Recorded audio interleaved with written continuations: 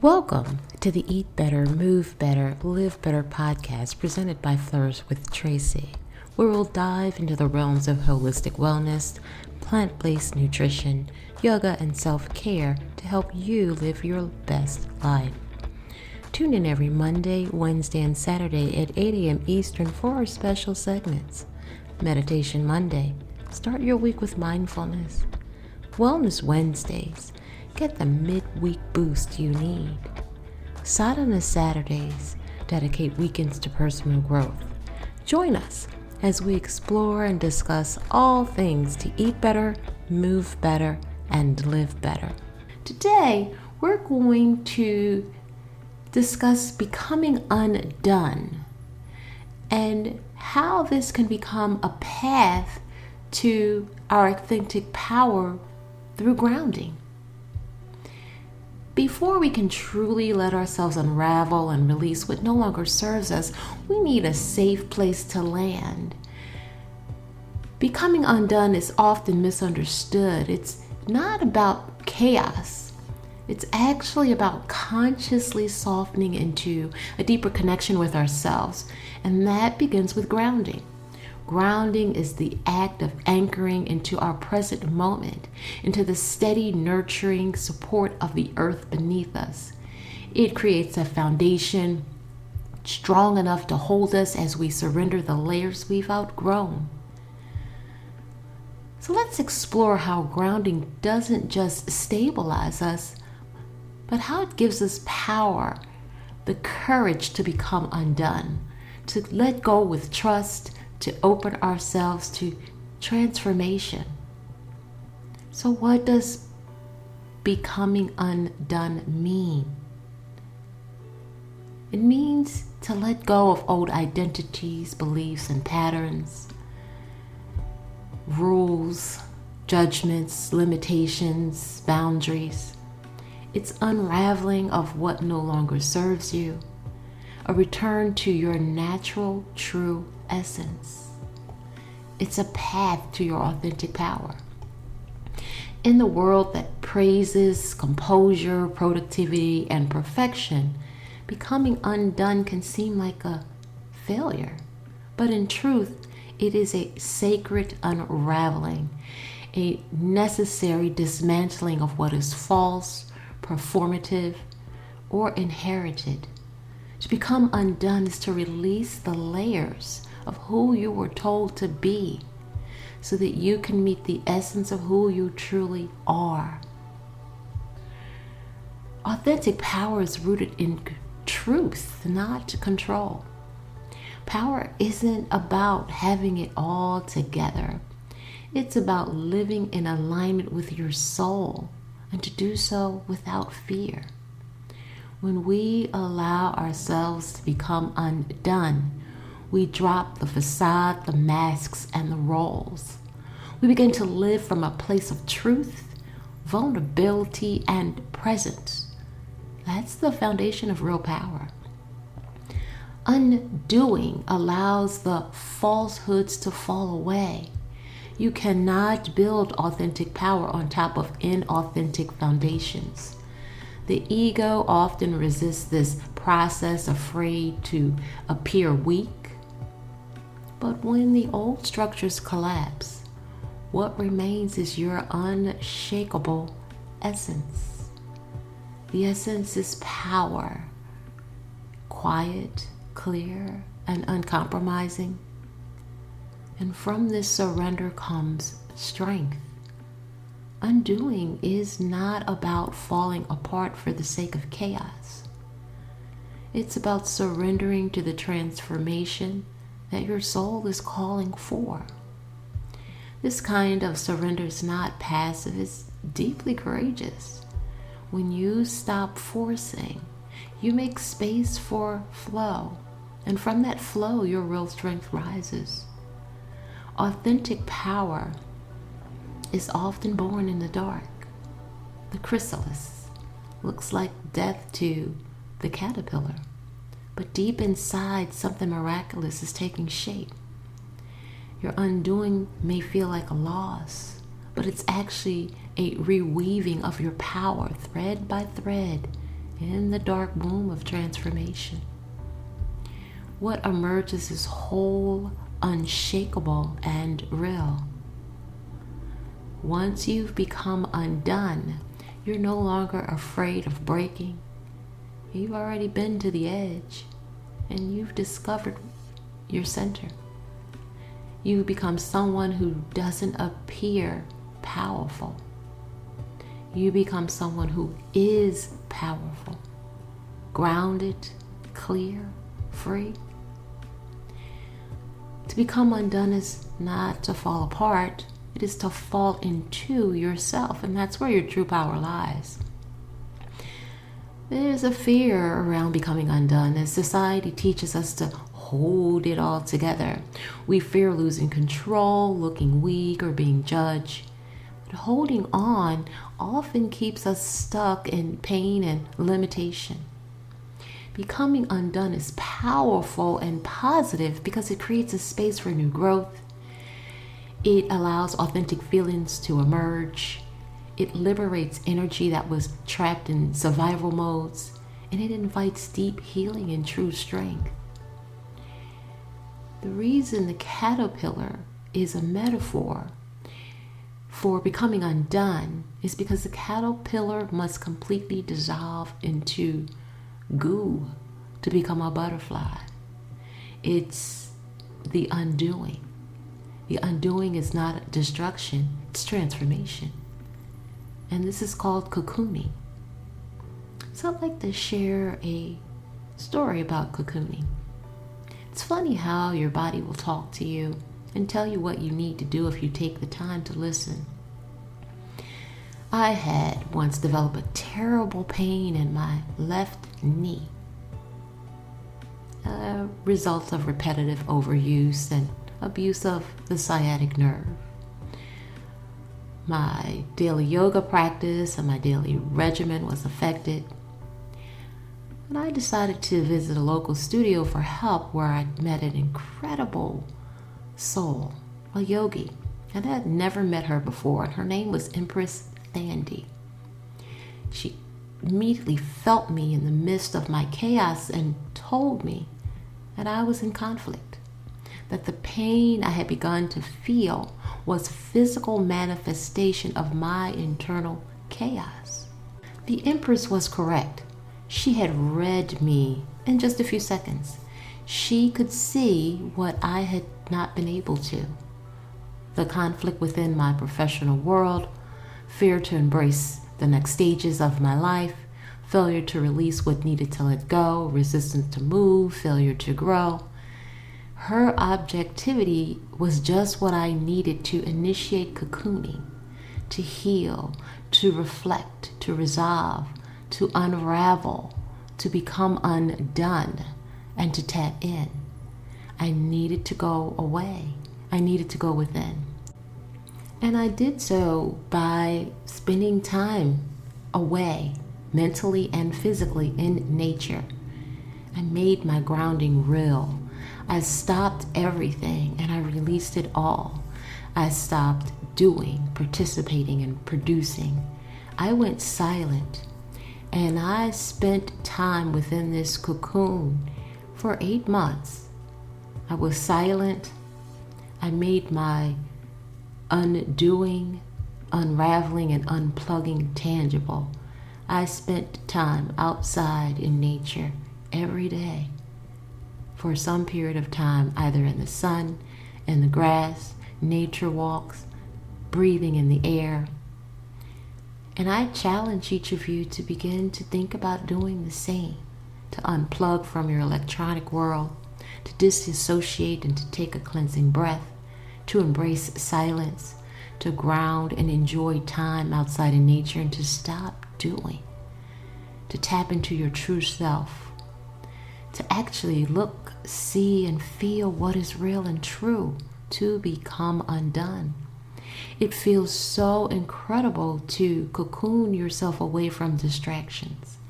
The more you do it, the more you'll realize that you'll have more time to accomplish that which you actually seek. And I use my time of unraveling and becoming undone to do just this very thing. To listen to the internal voice of wisdom, void of negative influences, infused with gratitude and ready to share with a clear focus. Cocooning prepares us for grounding. Grounding is the sacred preparation for transformation. Before we safely unravel, we must first root ourselves. Grounding brings us into alignment with the wisdom of the earth. It's steady, ancient, and it's always present. When you become undone, you return to the earth and the truth that lives within your body. We can't think our way into healing. We have to feel our way there. Grounding and connecting with the earth draws us back into the body where our soul speaks and the unraveling begins. And as we ground, we create an inner safety. We begin to let go. Letting go is vulnerable. It asks us to loosen control. But when we are anchored and grounded in our own presence, we no longer fear the fall. We trust the descent. The earth holds us always. There's a deep spiritual power in remembering that we're never alone. And as we release and shed and become undone, the earth whispers, "You are safe here. You're held. You belong." Becoming undone is not weakness. It is a sacred shedding. Just like leaves release their leaves or snakes shed their old skin, we too must let go to grow. Grounding reminds us that surrender is not a collapse. It's a sacred cooperation with the cycles of rebirth. And this is the beginning of real power. Not the power of performance or perfection, but the quiet, unshakable power that rises when we no longer pretend. When we are grounded, we can fall apart with grace and rise in our truth. So, how do you embrace becoming undone? Well, you start by surrendering to the process instead of resisting it. Prepare your cocoon. Prepare to unravel. Practice compassion towards yourself and trust that what may feel like falling apart is actually falling into place. So what happens after undoing? You earn a greater trust of inner freedom, a deeper connection with intuition and power. You begin to align your life with your soul's truth, not society's expectations. Time away cleanses the mental, physical, and spiritual self. It's the foundation of retreats and vacations.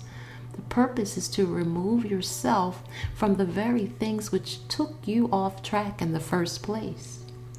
Start your cleanse, initiate your healing, and feel free to become undone. You'll find that there are several gifts that begin to emerge after you let go.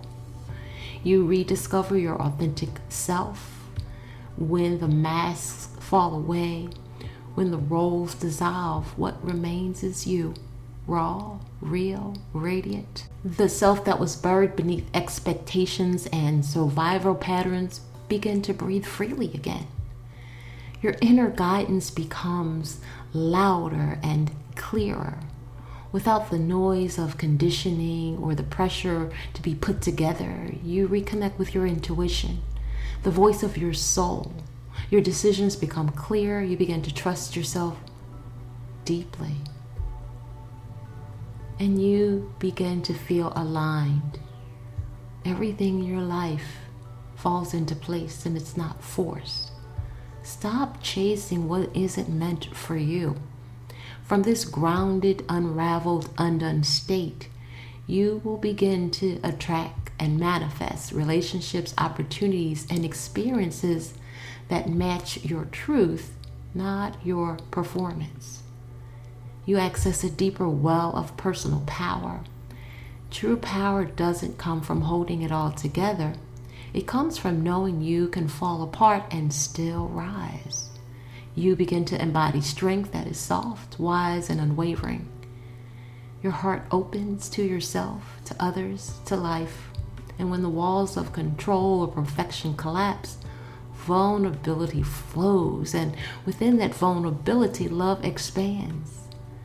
You feel more connected to nature, to spirit, and to the pulse of life itself. You live with more grace and compassion. Having faced your own undoing and cocooning, you no longer judge others for theirs. You move through the world with gentleness, humility, and reverence for the human experience. And in the aftermath of undoing, what arises is not weakness but wisdom, not emptiness but expansion, not ruin but rebirth. Becoming undone is not an end, it's a sacred beginning of who you truly are. How do you become undone via grounding? You do it by connecting with nature.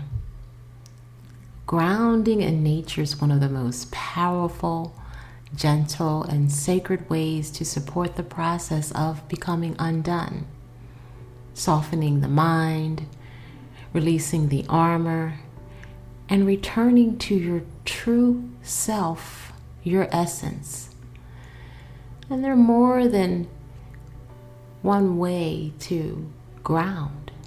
There are several deeply spiritual and embodied ways to ground in nature, each one helping you unravel with trust, helping you go within, helping you become undone and connect with yourself. Earthing or barefoot walking, many of us may be familiar with. And this is the process where we remove our shoes and walk slowly on grass, dirt, sand, or stone, letting the soles of our feet connect directly with the earth. And as we do so, visualizing that excess energy, stress, or tension is flowing down into the ground, moving further away from us, and feeling a restored sense of presence as we discharge this nervous energy. And what we can do while we practice earthing or barefoot walking is to recite the mantra, I return to the earth, I return to myself. Another grounding practice is to honor a tree. You can sit with your back against a tree or hug a tree. Trees are ancient, deeply rooted beings that offer calm, stillness, and stability. If you sit with your spine against the tree, breathe. Imagine that the tree trunk is supporting your spine, and imagine your energy merging with the tree. Grounded, steady, present. And reflect, allowing the tree to teach you how to be still without being stagnant. Another earthing practice is to lie on the earth. Lie flat on your back or your belly on the ground, in the grass, on a rock, or in the sand. Allow your body to be fully supported and surrender your weight to gravity. This act alone is a powerful surrender. It is a physical undoing. And while you lie on the earth, you can imagine that the earth is holding you the way a mother would hold a child. You are safe to let go. You can infuse your grounding with a nature-based breath work. You could find a quiet, natural place to practice slow, conscious breathing. Inhaling deeply through your nose, imagining that you're drawing in the life force from the trees, the air, the soil. And exhale fully, releasing whatever you're ready to let go of. And perhaps you can match your breath to natural rhythms, the sounds of the waves, wind, or rustling leaves. You can practice grounding via a water ritual, sitting beside a river, a stream, ocean, any water source, even a rainstorm. And imagine the water cleansing your energetic body. And if it's safe, dip your hands, feet, or whole body into the water. Let go, release, and offer your emotions to the water. Allow and let the water carry them away. And you can whisper to the water, "Thank you. Take away what I no longer need." You can establish a grounding sensory practice using touch, running your hands through the leaves, soil, bark, or flowers, sensing and smelling herbs or wildflowers, richness of the soil or the earth, feeling the textures with full awareness, bringing yourself fully into the moment. Perhaps close your eyes so that you can fully focus internally with what you smell and what you hear and what you're touching and feeling. Engaging the senses brings you out of your mind and into your body. And you can recite a mantra. I am grounding through feeling. I awake through sensing.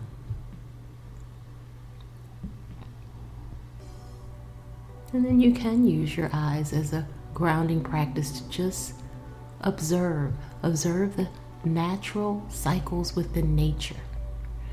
Watching a sunset, changing sky, the ebb and flow of waves crashing against the shoreline, or the cycle of leaves falling.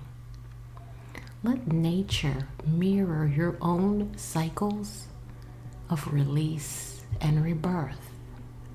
Nature is always becoming undone, and it is always becoming again. Mirror what you see in nature and realize that everything in nature lets go, yet nothing is lost. You can choose to do any one of those suggestions or all of them, or rotate them. Whatever you choose to do, end with an offering of gratitude, creating a gratitude ritual. Perhaps you bring a small offering to nature, a flower, a song, a prayer, or just your full presence, unplugged, no electronics, and speak your intention out loud of what you're letting go, of what you're ready to become, and say thank you. Gratitude grounds your spirit in humility and trust. And you can simply say, I offer this in trust. I let go in love. I return in truth. In yoga, there's a mantra, Om Namah Shivaya. And it means to honor or be true to yourself. To thine own self be true. It's also a mantra of deep surrender and sacred transformation. It means to destroy illusion and clear the path for rebirth. When we're distracted, we lose our purpose and our focus of who we are. When we take time away to discover ourselves, we awaken the divine that is bestowed within us. It initiates the stages of our metamorphosis through the cocooning and emergence to reestablish the purity of our truth, to foster our personal path and growth, and allows us to use our personal light and individual gifts selflessly. May you always have the courage to become undone, to unravel, and may you always have the strength to rise as your divine, truest self. Thanks for tuning in. I hope today's insights help you on a personal journey towards a healthier, happier life. Don't forget to join every Monday, Wednesday, and Saturday at 8 a.m. Eastern for more self-care and holistic wellness tips. Before you go, make sure to comment, click the bell, like, and subscribe buttons for upcoming episode notifications. Be sure to always consult a medical professional before making any major changes regarding your health, diet, or routine. In the meanwhile, stay motivated, stay inspired, and remember, every step you take is one step closer to a better you. Until next time, keep flourishing, and as always, may all be well.